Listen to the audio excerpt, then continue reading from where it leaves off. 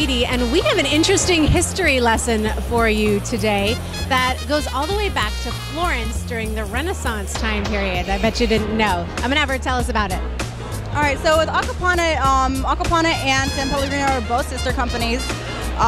What's interesting about the Acqua Panna, because like you mentioned, it is from a family that was in Florence back in the Renaissance period.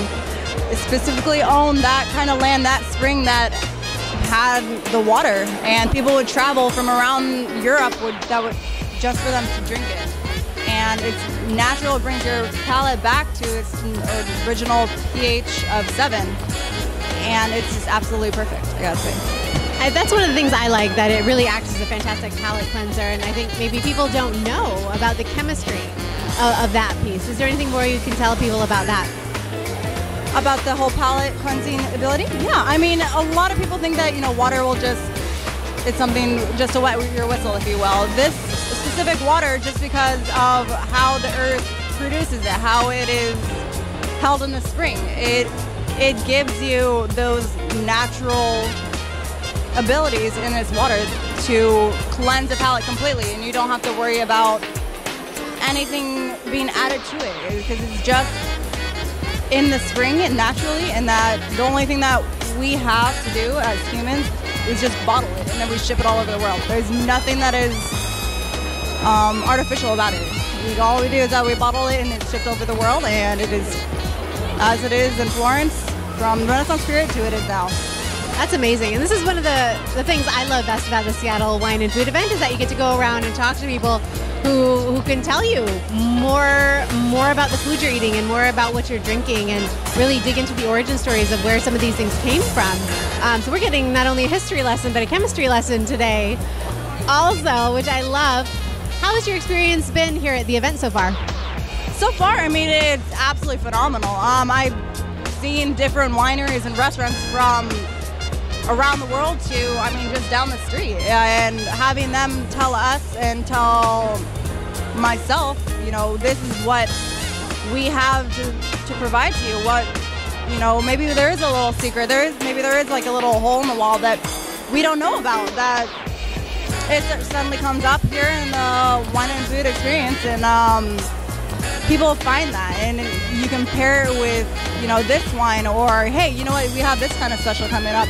Come and see us, come and join us. And that's what I like about events like this, is that you get to find places that, you normally maybe would not have gone to, or, you wouldn't have think that would be this enjoyable food just because of the name or maybe the location. But this is just a place that I like going to find new places to drink and eat, and basically just have a good time and experience it.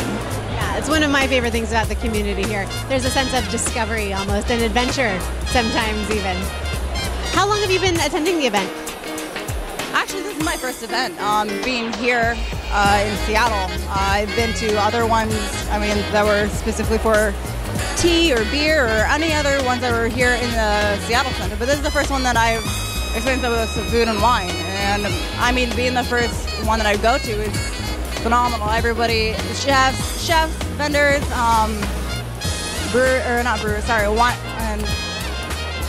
wineries are just telling me, their knowledge, and I see their passion and their love and what they are presenting to people.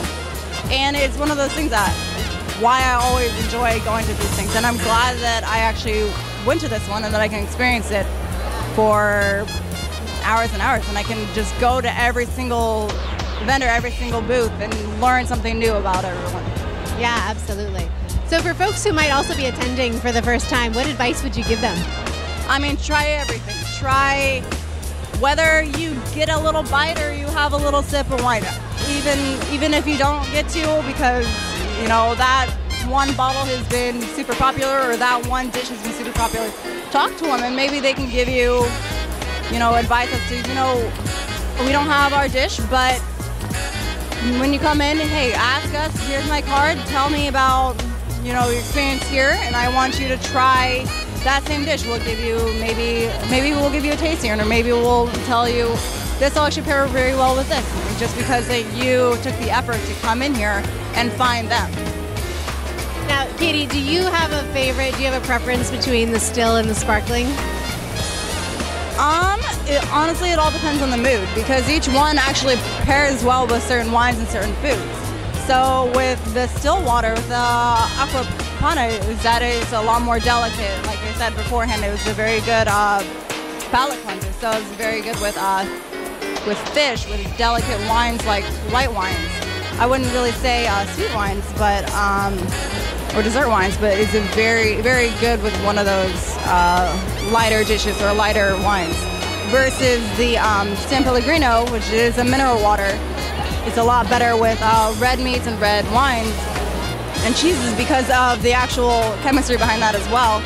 It enhances the flavor of the sodium of the flavors of just everything that you're tasting. It all depends on how I'm feeling and what I'm drinking or what I'm eating that I like pairing both of those. And I never really knew as to why, but now looking into it with coming here, I found out as to why. It's super great. That's something I love about this event too, just the educational component behind it all and getting to meet people who know so much about the food and again what they're creating. Thank you so much for chatting with me today. I hope you have a really fun time and appreciate you being part of the community.